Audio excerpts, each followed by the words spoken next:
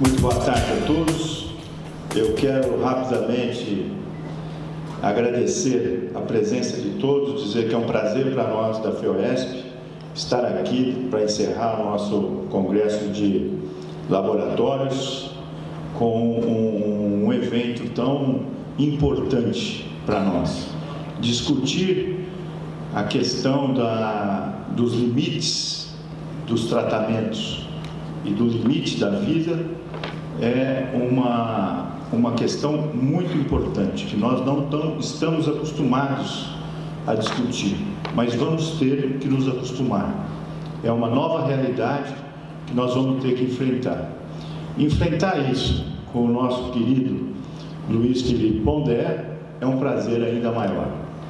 Então, aproveitem essa palestra e eu desejo a todos uma boa tarde.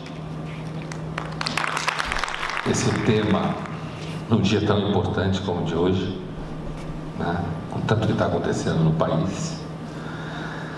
Eu acabei de pousar de Curitiba, onde eu estava numa outra discussão hoje de manhã, mas eu moro aqui em São Paulo. Fui lá ontem à noite, hoje de manhã, e o ambiente de Curitiba estava super agitado, né? Hoje, quando você vai a Curitiba, você nunca sabe se você volta. Essa é a piada que eles fazem lá. Melhor não ir de paletó e gravata. Eu nunca uso paletó e gravata. Aqueles que vão de paletó e gravata, normalmente, os que não saem de lá. É os que ficam de vez, né? Mas, assim, esquecendo o nosso paciente Brasil, bom, olha, esse tema do limite da dignidade humana, limite da vida, limite do cuidado, da cura, é um tema, a morte, né? Na verdade, no centro disso. O ser humano é um ser que teme a morte. E a morte não é só a morte, né? O momento em que um agente patológico realiza o seu efeito letal pleno, como se fala. A morte é um processo anterior, né? Das religiões, a morte significa sempre transformação. Mas a morte é um processo que vai se instalando aos poucos. Eu lembro, quando eu estava, acho que no segundo ano da faculdade de medicina, e eu fiz uma pergunta para o professor. Era uma aula de imunologia, a gente estava então discutindo linfócitos T. E eu fiz uma pergunta que o professor olhou para minha cara assim, como quem diz assim: o que você está fazendo essa pergunta? Não tem nada a ver. Me deu uma coisa que acontecia no começo do ano. Eu entrei na faculdade de medicina em 79, mas isso devia ser 80, 81 por aí. Ele falou, eu perguntei para ele assim: professor, como é que um paciente terminal se vê diante do fato que está indo em direção ao nada? Ele olhou para mim e falou: o senhor é louco? Que pergunta é essa? Isso é uma pergunta para aula de filosofia, não para de medicina. Não tem nada a ver perguntar. A gente não está interessado que um paciente terminal se vê diante do fato que está indo em direção ao nada. Quem vai se perguntar uma coisa dessa no hospital? O médico não se pergunta isso. E se perguntar, se atrapalha com essa pergunta, né? É uma coisa que sempre me chamou muito a atenção na faculdade de medicina. Eu lembro das aulas de clínica médica, quando o professor falava assim: amanhã eu quero um fígado na mesa, né? Quer dizer, com isso ele queria dizer: amanhã eu quero um paciente com um quadro clínico hepático, né? Significa amanhã eu quero um fígado na mesa. Ou então, amanhã eu quero um pulmão. Todo mundo me traga um pulmão, né? É claro que existe aí uma temática da objetificação e que, na verdade, as coisas são contraditórias. Eu queria apresentar para vocês aqui um conceito que eu vou desenvolver em relação a esse tema, que é o conceito de ambivalência.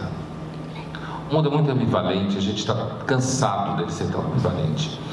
Porque muitas vezes, ao mesmo tempo em que você acha que a medicina é muito desumana e os médicos são muito objetivos, se você tiver um infarto do miocárdio, A última coisa que você quer é um médico que discuta metafísica com você. Você quer um médico que saiba fazer o procedimento que ele tem que fazer, né?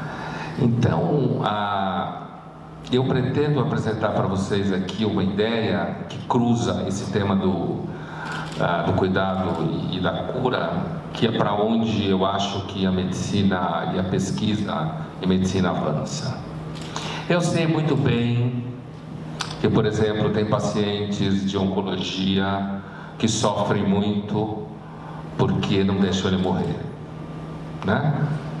O meu filho é oncologista, né? Não deixou ele morrer. E às vezes não é nem só o médico, não é nem só a indústria farmacêutica, é a família que não deixa morrer. O médico tenta explicar, olha, não tem mais o que fazer. E a família não aceita. A família acha que o médico não é tão bom, que o hospital não se esforçou. E aí a família fala assim, mas eu tenho dinheiro, eu tenho dinheiro, eu tenho dinheiro. Então existe um horror em relação à morte, né? E esse horror, esse problema, ele vai se radicalizando à medida em que a gente tem conosco o poder na mão de viver cada vez mais. Então eu vou apresentar para vocês aqui um cenário que me parece que é bastante possível de acontecer, levando-se em conta os avanços da medicina. Eu estava há 3 anos atrás, eu estava num fórum na PUC do Rio Grande do Sul, que era uma mesa sobre saúde. Estava eu, o então presidente do Einstein, o Lotenberg, e um médico venezuelano radicado nos Estados Unidos que trabalha com medicina de precisão, né? Como eles estão chamando agora, medicina de precisão. Eu acho que, na verdade, o conceito de dignidade humana, ele vai estar cada vez mais associado ao fato de você viver cada vez mais com saúde, né? Hoje a gente pensa no tema da dignidade humana sendo ferida pelo excessivo alongamento da vida. Eu pessoalmente, sou completamente a favor que uma pessoa possa escolher morrer, completamente a favor. Um adulto, eu não acho que isso é fácil, mas eu acho que ele deve ter a possibilidade, se ele quiser morrer, sim. Se ele tem um quadro clínico terminal, né? A gente sabe muito bem de todas as indústrias associadas à manutenção da vida, à revelia da dignidade do paciente, mas eu acho que o nosso desafio para o futuro médio é o desafio de que nós vamos fazer qualquer negócio para ficar mais tempo vivo e com saúde. Então a gente precisa começar a pensar nisso, pensar no que significa o consumo em larga escala ou em média escala do que se chama medicina de precisão. A medicina de precisão é uma medicina que associa toda uma série de procedimentos, principalmente os avanços genéticos e genômicos, no sentido de garantir longevidade e saúde e inteligência e felicidade o máximo possível. Se eu fizesse, por exemplo, aqui a seguinte pergunta, né? Se você tivesse a possibilidade de manipular o embrião do seu filho antes de existir, para que ele fosse o mais saudável possível, o mais bonito possível, o mais inteligente possível, quem aqui faria essa manipulação? Levante a mão.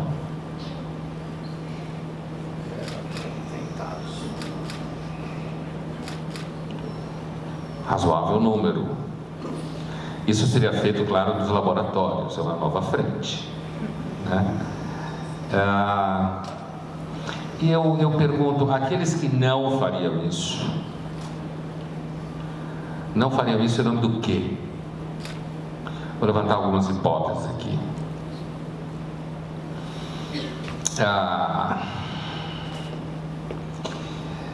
É perigoso, a gente não sabe no que ele vai dar, mas a gente faz um monte de coisa que não sabe no que vai dar. Anda de avião, beija na boca de gente que você não conhece, você não sabe o que vai dar. Fora os doentes que não fazem isso com medo de tudo, mas os normais fazem isso, né? Você gosta de uma pessoa, você beija essa pessoa na boca, mesmo que você não saiba direito de onde que ela veio, onde que aquela boca esteve antes de beijar você, certo? Então, pode dar problema, mas a gente conserta. Talvez alguns justificassem não fazer isso em nome de que eu não vou perguntar, mas em nome do... porque afinal de contas é Deus quem decide isso. A mina aqui na frente fez assim com a cabeça. Mas você não levantou a mão, né? Mas tem gente que acha que é Deus quem decide isso, né? A maior parte da população brasileira acredita em Deus, e a maior parte da população mundial é religiosa. Alguns poderiam dizer talvez a natureza. Também não? Também não era difícil, sabia? Também não é a natureza, né? Mas isso é uma resposta comum. É dizer, não, eu acho que tem que ser assim, é natural, ele tem que vir e ele terá experiências, e essas experiências serão ricas, né? E outros dirão, não, isso vai produzir, eu não vou mais olhar para ela porque ela vai dizer o não o tempo inteiro, eles irão produzir, isso vai produzir eugenia, a humanidade vai ficar obcecada pela perfeição. Ela está fazendo assim. A gente já é meio obcecado pela perfeição. A humanidade fica mais bonita ao cada momento, né? As pessoas vão para a academia fazer ginástica, tomam suco verde, que deve ser horrível, nunca tomei. Mas todo mundo que eu vejo tomar faz cara feia. Toma suco verde, né? Faz qualquer coisa para ser bonito. O problema é que quando você pensa num procedimento como esse, você tem um poder de fogo muito maior do que o suco verde ou academia. Vai produzir pessoas mais bonitas, mais inteligentes. A verdade é que eu não tenho nenhuma dúvida, vai todo mundo fazer isso. Daqui a algum tempo, provavelmente, quando tiver um congresso de laboratórios aqui, sei lá, 150 anos, e as pessoas estiverem discutindo a pauta sobre cuidados e dignidade e cura, alguém vai virar e vai dizer assim, vocês imaginam que há 150 anos atrás as pessoas consideravam normal reproduzir via sexo? Isso era tomado como um procedimento normal. Elas confundiam sexo com reprodução humana. Elas achavam que as pessoas deviam nascer entregues ao acaso de um óvulo e de um espermatozoide. E elas entendiam que isso é natural. Uma coisa que a gente aprende quando lida com doença e com medicina é que câncer também é natural, né? Na verdade, a natureza não é o que os veganos pensam.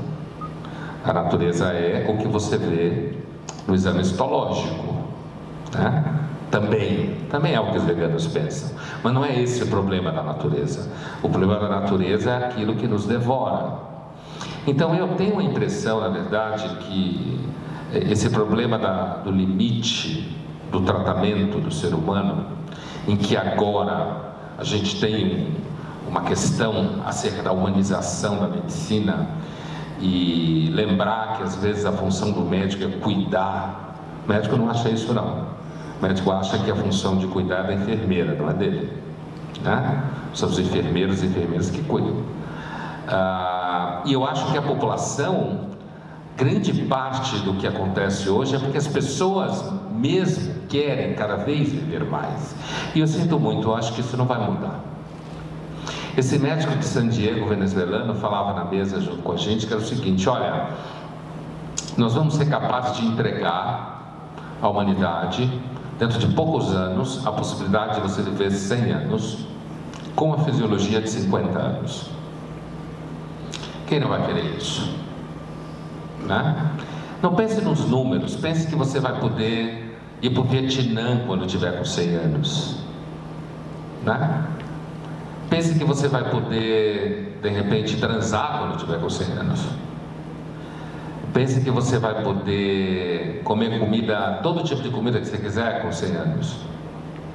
É quando a gente começa a pensar desse ponto de vista de exemplos práticos, que talvez fique claro para nós que a concepção de dignidade do ser humano é uma concepção histórica, que tem a ver com o avanço técnico, né?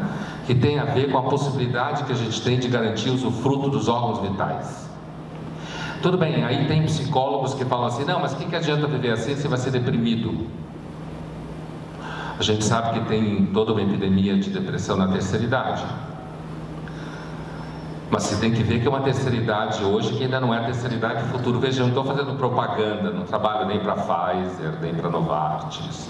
Estou fazendo propaganda disso. O que eu estou dizendo, o que eu estou refletindo com vocês aqui é um processo meio inexorável que o conceito de saúde, dignidade e cura vai passar. Na verdade, o objetivo da medicina será cada vez mais curar o ser humano daquilo que nele atrapalha ele viver, que é o seu envelhecimento. Vai ser esticar a juventude o máximo possível. Então, naquele imaginário encontro no Expo Center Norte daqui a 200 anos, que não será aqui provavelmente, eles vão estar discutindo, afinal de contas, olha como o conceito de dignidade do ser humano muda, né? Há 200 anos atrás se associava de alguma forma, uma parte da população associava a reprodução humana ao sexo e tinha medo de que isso produzisse, se a gente separasse uma coisa da outra, a gente podia produzir eugenia. Eu acho que o importante é a gente perceber que nós já estamos numa sociedade eugênica. É só que a gente ainda não está no sentido industrial, mas a gente já está numa sociedade eugênica. Quando eu falei das academias, da alimentação, da busca de vida equilibrada, da preocupação em emagrecer, hoje você tem jovens, meninos, alunos e alunas, que eu tenho de 18, 19 anos, que começam a medir colesterol com 10 anos já media colesterol. Meninas que com 22 já vão na dermato porque não tem o corpinho que tinha quando eu tinha 17. Já tem rugas, né? O envelhecimento foi se tornando uma verdadeira ferida à dignidade humana. Pense, alguns anos atrás, algumas dezenas de anos atrás, como os idosos, como você associava o idoso à sabedoria. Eu estou querendo refletir com vocês aqui, hoje, sobre o caráter ambivalente das coisas que a gente pensa, como elas são ambivalentes, elas são e são o contrário ao mesmo tempo, e estou querendo refletir com vocês, ao mesmo tempo, sobre o caráter histórico do que a gente considera certo e errado, nesse caso, o caráter histórico do que a gente considera dignidade humana, certo? Estou voltando a isso sempre para ficar claro o trajeto que eu estou fazendo. Então, assim, você hoje começa a fazer exame de colesterol com 10 anos, 12 anos. Você começa a ir na dermato com 20. Eu tenho um amigo de 47 anos que ele vai ao geriatra, o médico dele é um geriatra, há mais de 20 anos. Eu considero ele um neurótico. Ele acha que eu sou ultrapassado, que não entendi ainda que o objetivo da vida é acuar o envelhecimento. É claro que, e eu quero que fique claro para vocês que eu acho importante, nessas coisas de ciências humanas, né? Eu vou contar para vocês, quando eu resolvi voltar para a graduação e fazer filosofia, imagine o escândalo, né? Na época o escândalo veio principalmente do meu sogro, que casou a filha com alguém de futuro e acordou um dia com a filha casada com um aluno de filosofia do primeiro ano da faculdade. Dá vontade de matar um genro desse. Hoje eu entendo meu sogro, ele foi um santo, né? Eu mataria um genro desse hoje, eu mesmo, né? Mas assim, eu lembro que quando eu fui para a faculdade de filosofia, A medicina para mim era técnica demais, me enchia a paciência. Eu tinha essa cabeça meio viajante e tal. Mas quando eu fui para a Faculdade de Filosofia e Ciências Humanas, eu ficava impressionado como nas ciências humanas as pessoas viajam na maionese. Elas falam de um mundo que não existe, falam como o mundo deve ser, né? Falam como as pessoas deviam ser, e na hora que tem uma dor de barriga, vai no médico, né? Eu lembro quando eu dei aula de 2007 a 2010 na Escola Paulista de Medicina, num projeto FAPESP, Humanização e Ciências da Saúde. Eu lembro que um dia na aula eu repetia um conceito de ciências sociais, porque o corpo é uma representação social, e alguns alunos riram na sala. Como assim, Pondé, o corpo é uma representação social? Eu acabei de pegar em um agora, como representação social. É físico.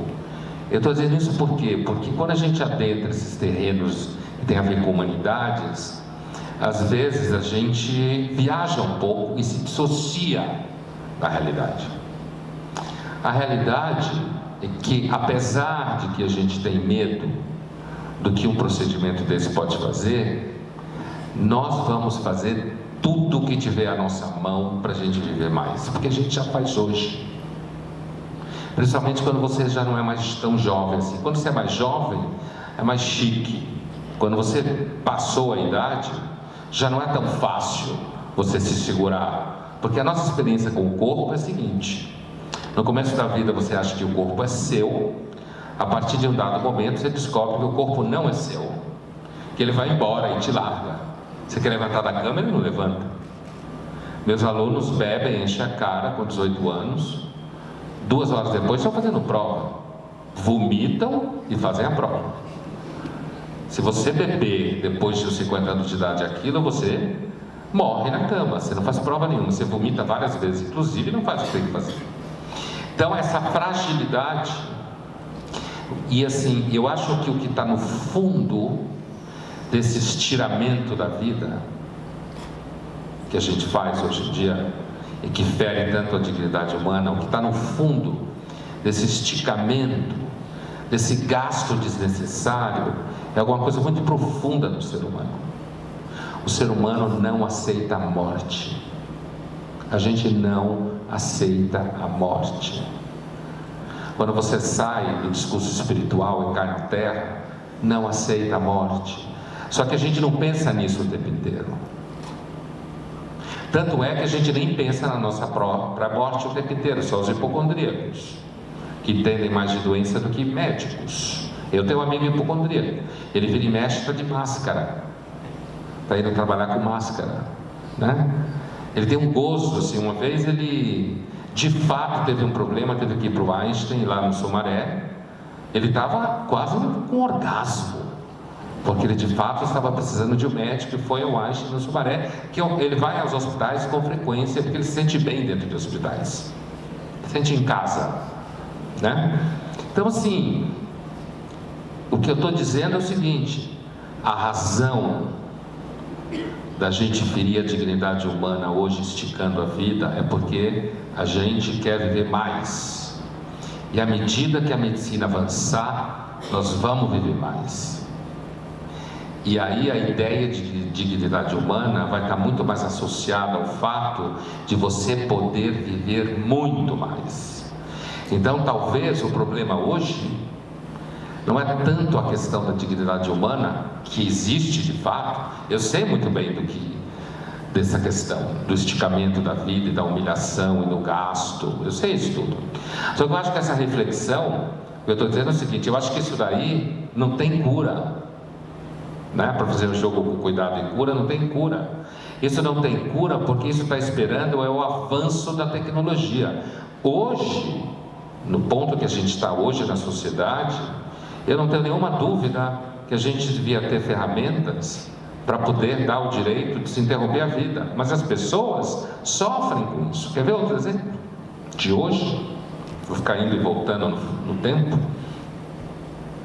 Outro dia jantávamos nós, eu, minha mulher e uns amigos, ela é psicanalista e uma amiga psicanalista, que está com uma mãe muito doente.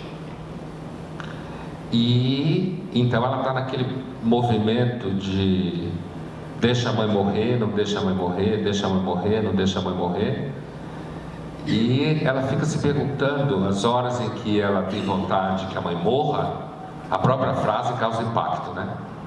A hora que ela tem vontade que a mãe morra. É como se você não amasse sua mãe, né? Mas a verdade é que chegam umas horas que você tem vontade que morra mesmo. Porque não só é o fato que ela está sofrendo, mas o fato em que você tem que se ocupar com isso. E a gente sabe que uma das características da sociedade contemporânea é que não se tem tempo e condição de se ocupar com os idosos. A população idosa aumenta cada vez mais. As pessoas, à medida que você vai entrando em sociedades com melhor condição material de vida, não se tem filhos, certo? As mulheres que têm opção de trabalho não querem ter filhos, ou um só, porque filho atrapalha a carreira. As pessoas com maior formação e maior capacidade de sobrevivência material e cultural cada vez mais optam por cachorros em detrimento de filhos, certo? Ou um filho só. Então você simplesmente não tem quem cuide dos mais velhos, dos idosos, e eles só aumentam de número por causa da medicina que já está aí, né? Empurrando a vida para frente. Hoje, se você for, eu viajo toda hora, mas quem viaja aqui vai lembrar do que eu estou dizendo. Quando você está para entrar no avião, o avião tem 3 filas, né? Tem a fila dos preferenciais por lei, como se chama, acima de 60, a partir de 60, mulheres gestantes e adultos acompanhados de criança até 2 anos. Depois tem os preferenciais por política da companhia aérea, cartão preto, azul, vermelho, milhagem, não sei o quê. E depois tem os mortais, né? Os plebeus. A fila de preferenciais por legislação, por lei, se você não observou, observe a próxima vez, é quase todo mundo acima de 60 anos. É raro você ver uma mulher grávida. E é raro você ver uma pessoa acompanhada com criança até 2 anos. Pode fazer a pesquisa que você vai ver o que eu estou dizendo. Enquanto que o número de idosos na fila cresce, cresce, cresce, né? Então, eu estou dizendo o seguinte, que a concepção de dignidade humana, ela caminhará cada vez mais em direção a gente ter pessoas que vivam cada vez mais e vivam com saúde e usufruam do seu corpo. A gente pode chegar inclusive a um momento em que você tenha mercado gênico, em que você possa comprar, não um embrião, um casal de lésbica comprando um embrião, não, em que você possa negociar genes, para fazer com que no seu filho, que os filhos vão ser muito raros, os jovens serão muito raros. Só existirão jovens em grande quantidade entre população pobre e população muito religiosa. Quem não for pobre e não for muito religioso, terá normalmente um filho só, quando tiver. E esse filho daí vai ser fabricado no laboratório. Não vai ser fabricado numa gozada, certo? Vai ser fabricado num laboratório. E a própria noção de fabricar um filho numa gozada será considerado uma agressão à dignidade humana, porque você entregou o futuro biológico do ser humano num ato absurdo como uma gozada. E as companhias de seguro, elas já estão ficando atentas a isso, como todo mundo sabe, né? E as companhias de seguro, elas que dependem completamente do grau de precisão da medicina, né? Medicina de precisão nada mais é do que a medicina preventiva superagressiva, né? E as companhias de seguro saúde, seguro de vida, mas seguro de saúde também, seguramente a pólice de uma pessoa fabricada pelo ato sexual será infinitamente mais cara. Ninguém vai querer negociar uma pólice de saúde de alguém que foi gerado numa gozada. As pessoas vão olhar para pessoas assim como... Você sabia, dizem por aí, que ele nasceu de uma gozada. Os pais são ignorantes, né? Talvez a gente faça, talvez isso seja um puta imbróglio aí. Não é que eu acho que não vai dar pau, não. Acho que vai dar um maior pau isso aí. O que eu estou querendo dizer é que a gente não está nem aí. A gente faz tudo que para nós estiver associado à ideia de viver melhor, de ter mais saúde. O esticamento da vida tal como hoje é só uma dimensão assim meio... é só um fantasma disso daí, a ilusão disso daí, que cria muito problema, mas a pesquisa corre. Você já parou para pensar o número de elementos artificiais, algoritmos, inteligência artificial que organiza a sua vida? Né? Ontem, quando eu estava chegando para o aeroporto para pegar um avião para ir para Curitiba, eu recebi uma mensagem no meu celular me avisando, a Latam me avisando que o meu voo estava atrasado 2 horas. Então que eu não precisava me preocupar. Certo? Isso é uma maravilha. Você está estressado, acha que vai perder o avião. O avião atrasado 2 horas é uma desgraça, mas você está lá enrolado com alguma coisa, achando que vai chegar em cima da hora, que está correndo esbaforido, você recebe essa mensagem. Se você está lá no aeroporto, é um inferno a mensagem, mas se você está lá no aeroporto, não precisa dela, você está vendo que o avião está atrasado, né? Então assim, o acúmulo de elementos artificiais no nosso dia a dia, eles estão tão colados em nós que a gente não tem noção, a gente não tem percepção disso. Então a ideia de que alguém hoje pode ter 10 filhos e morrer 6 e você nem lembrar o nome deles, é um absurdo. É um absurdo. Quando a gente olha para isso, a gente vê, olha como a humanidade estava atrasada. E eu repito para vocês, com isso eu não estou querendo fazer um discurso do tipo, isso tudo vai ser lindo e maravilhoso, não. Não quero dizer isso, não. Há uma tendência muito grande das pessoas trocarem seres humanos por serviços, como eu acabei de dizer, trocar os seres humanos por algoritmos. Você pare para pensar o número de algoritmos que está em sua volta hoje em dia. Portanto, a gente tem uma tendência a confiar mais nos algoritmos do que nos seres humanos, né? Isso não significa que quando a gente está lá morrendo de medo e uma pessoa chega, como Shakespeare dizia, né? Palavras ditas a um coração angustiado evita que ele morra de medo. Isso não significa que você não vai continuar precisando de alguém que cuide de você na hora que você estiver sofrendo. Isso significa que a concepção de cuidado e a relação entre cuidado e cura muda com o tempo e vai mudar. E a tendência da ciência cada vez mais, assim como é do direito, é funcionar em cima de prevenção precisa. Hoje, quando você vai casar, por exemplo, você faz contrato antinupcial, é ou não é? Cada vez mais, porque você sabe que vai dar pau em alguma hora, né? 2 anos de validade, 3 anos de validade, né? Os jovens, inclusive, olham para casamentos como, inclusive, porque vem os dos pais, da mãe, todo aquele rolo e tal, eles olham para aquilo tudo com uma desconfiança muito grande. Não tem geração que confie menos nas pessoas do que os mais jovens. Eu sei que se fala o contrário disso, mas é tudo marketing vagabundo. Eles morrem de medo, desconfiam de todo mundo. Tem um monte de informação. Sabe que muita informação faz com que você fique desconfiado, né? Os americanos têm um ditado maravilhoso que é ignorance is bliss.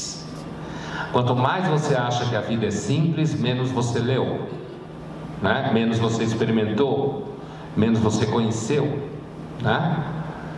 Então, assim, só dar para vocês uma palhinha sobre alguma coisa que não tem a ver com isso, mas tem a ver com o que a gente está vivendo. Os últimos estudos empíricos feitos sobre democracia mostra que a maior parte da população não está nem aí para a política, nem aí, tá? Não existe essa coisa chamada consciência política. Só em jornalista, professor ou militante. As pessoas normais, entre aspas, estão nem aí. A relação delas com política é votar em quem acha que ajuda elas, ou votar porque tem que votar quando é obrigatório. Elas são preocupadas com o quê? Com laboratório, com saúde, com inventário, com casamento, com divórcio, com a janta, né? Com sexo, com como vai pagar as férias, gastou demais. Então, assim, os principais estudos sobre democracia hoje mostram que um dos grandes problemas da democracia é que, na verdade, as pessoas não estão nem aí para a política no seu dia a dia. Nós não estamos nem aí para a política. E às vezes é bom e às vezes é ruim. Hoje até nos ajuda aqui no Brasil, porque senão você deprime, né? Mas assim, essa ideia de que os eleitores comparam um candidato, ninguém nem tem tempo para isso. Comparar candidato para vereador, e assim, quando eu estou dizendo isso, não é que não deve fazer isso, é que não tem tempo. Você está comparando, na realidade, preços de passagens de avião, porque você quer passar o final de semana no Rio. É isso que você está fazendo. É isso que você vai comparar. Tem tempo de pesquisar. Só quem é profissional do ramo pesquisa. Ou então quem é tarado ideológico e está querendo mover o mundo numa direção. Então, caros irmãos, né? Assim, portanto, quando a gente se perguntar sobre o limite da dignidade humana e da relação entre curar e cuidar, a gente pode dar uma resposta imediata, que é a resposta calcada no problema que existe hoje. Eu acho muito difícil, conhecendo um pouco a área da oncologia especificamente, eu acho muito difícil se resolver um ciclo da pesquisa médica que é baseado no fato de você poder gerar recurso para investir na própria pesquisa. A única instância que consegue fazer pesquisa é o mercado, porque o Estado não tem dinheiro. Mesmo em países super avançados, as universidades só conseguem fazer pesquisa quando estão associadas a mercado, né? E, portanto, para o mercado fazer pesquisa, ele precisa ter retorno. E para ter retorno, ele precisa que se consuma. Eu não estou dizendo que isso é bonito, não estou preocupado se é bonito ou é feio. Eu estou dizendo que me parece, não só a mim, me parece que isso é um fato, né? E a dignidade do ser humano no meio disso, ela será cada vez mais importante na medida em que cada vez ela for um produto na cadeia produtiva dos seres humanos. E é o que está acontecendo. Viver mais, esse é o código. A gente não quer viver mais na cama, morrendo. Isso é ruim. Isso é a pré-história. A gente quer viver mais, a gente quer que a Merck, a Pfizer, a Novartis, Mundipharma, todas essas indústrias, que elas sejam capazes de nos entregar na mão a possibilidade de eu entender que cada vez mais que a noção de dignidade humana nasce na relação entre o físico, o psicológico e o técnico. Eu uma vez, e fecho por aqui, falei, acho que no primeiro Roda Viva que eu fui entrevistado, alguns 5, 6 anos atrás, falei uma frase que tinha sido inspirada por um depoimento de uma aluna minha no MIS, Museu de Imagem do Som, médica. Eu falei uma frase que até de vez em quando ela volta, que foi: o Viagra fez mais pela humanidade do que 200 anos de marxismo. Essa frase foi inspirada no depoimento de uma médica, uma aula minha, em que ela contou as cartas das pacientes, das mulheres dos pacientes que receberam Viagra financiado pelo Estado de São Paulo, inspirado numa política chilena de distribuição de Viagra para a população, e como as esposas desses caras e esses caras ficaram felizes. O amor voltou. E aí você se pergunta, onde está a dignidade do amor? A dignidade do amor está nos dois corpos que se amam, né? Está na alma daqueles que se amam e na Pfizer. certo? Na Pfizer, certo? Então, assim, portanto, esse limite é histórico, a nossa percepção é histórica. Não acho que a gente tem uma saída fácil. Você minimiza, claro que você minimiza, você tem que combater os excessos, mas a estrutura do problema, a isso que eu me referia, ela parece apontar para uma outra coisa. Ela parece apontar para uma evolução no sentido de entender que a dignidade humana é cada vez mais resultado do que a gente consegue tecnicamente e de modo preciso garantir como usufruto biológico da vida. E aí você vai fazer o que você quiser, ser budista, vegano, cuidar de animais, adorar qualquer Deus que você quiser, ser malvado, mas você vai viver cada vez mais. Essa é a nossa tendência da humanidade. Obrigado.